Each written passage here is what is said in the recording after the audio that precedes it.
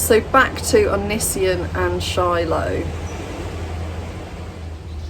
So I'm going to continue to tell Shiloh's story through her tweets. And like in the other videos, I'm going to speak assuming that this is true. Of course, this is her version of events. And I don't know what really happened. But just for the sake of making everything simpler, I'm not going to say each time allegedly or according to Shiloh. So I'm just going to speak as if what she's said is true and analyse it in that way.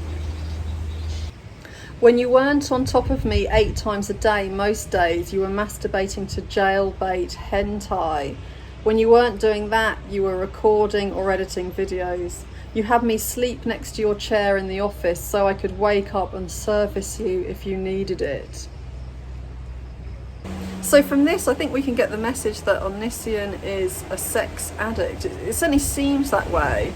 He just can't get enough sex. I mean, if he's having sex with his girlfriend 8 times a day and still needs to masturbate regularly, in the same day, and if she's sleeping right next to him while he's working so that she's ready to service him when he needs it, it does sound like, at least from this perspective, if this is all true, like he has to have sex all the time.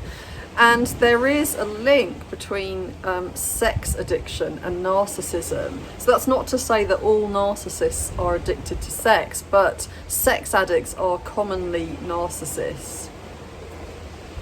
And I'll talk about this more in another video. For now though, Shiloh has become a sort of sex slave in the way that she's describing this. And so what is she still doing in this relationship? I talked last time about how he had alienated her from her family and moved her away from her work, from her manager. So she's become more and more vulnerable. She doesn't have support around her, and she isn't making a living. So and this is common, as I said in the last video, this is common in this kind of character, this kind of controlling character. That's their way of getting more control. But now she can see, you would think that regardless of the way that he would have probably love bombed her at the beginning and made her feel really special. He was saying that he was leaving his wife for her. So for a young girl who was even just 17, and who thought that she's really lucky to be talking to this really cool guy who's got millions of subscribers, for her it would probably have felt like she is really special. But even then, as she's now saying that she was basically his sex slave, and as he's already begun treating her abusively, what's she still doing there? Why hasn't she seen what he's like and run away? I made a video about this, about why it's so hard for people to leave narcissists, so have a look at that. It's called Why Do People Stay with Abusive Partners? That will go into more detail.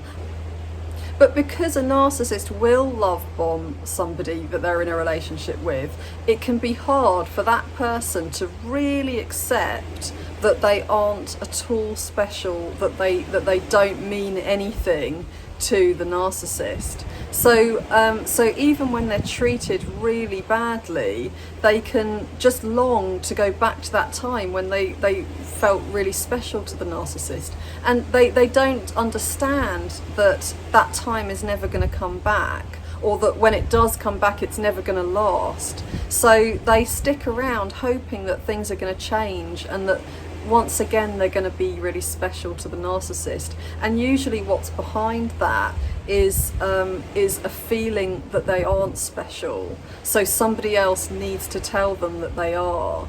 And in an abusive relationship, if you've lost your support around you, then there's nobody else to tell you that apart from the abuser. And if you've come from a background where you haven't had enough emotional support, and especially for her as she's young, your compass isn't going to be quite strong enough, so that you're not going to be able to find validation inside yourself, and you're needing to seek it outside of yourself. So that makes somebody even more vulnerable to being dependent on the abuser's version of themselves. So as long as the abuser sees her now as not being good enough, she's going to feel like she's not good enough, and she's going to be sticking around hoping he's going to change his mind and see that she is amazing again, like he saw in the first place.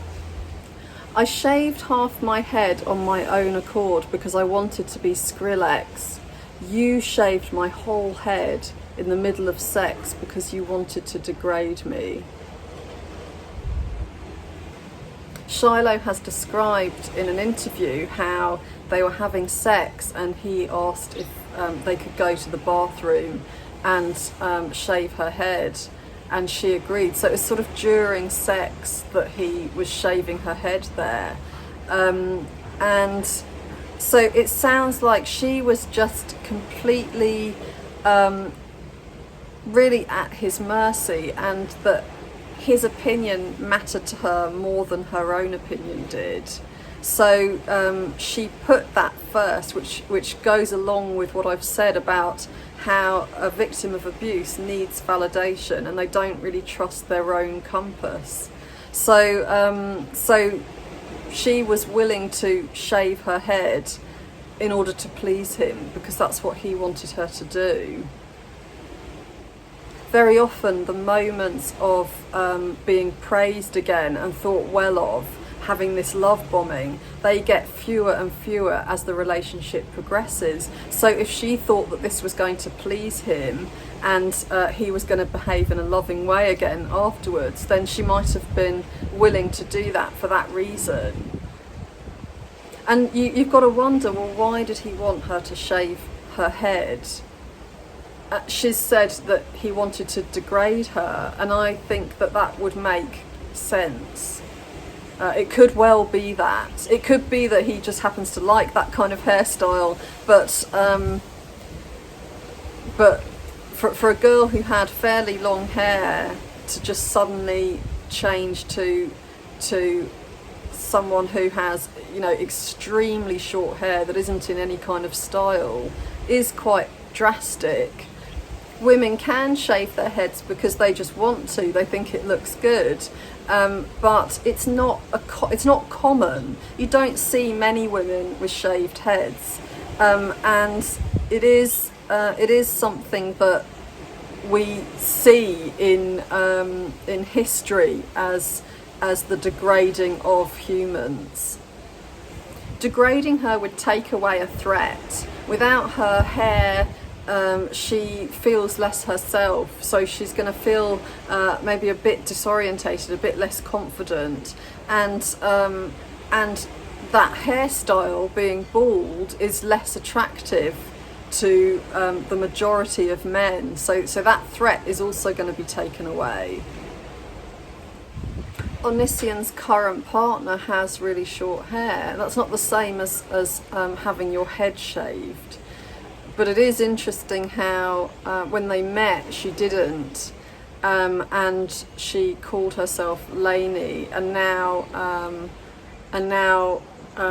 she identifies as a man, and he calls himself Kai and has really short hair.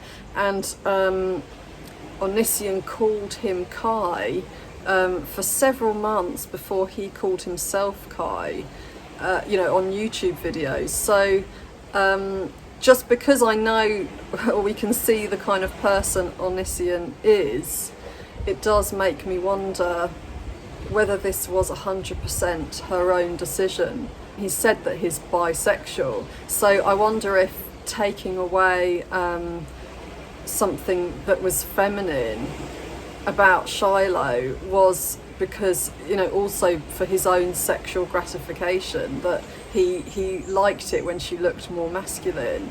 But that's again him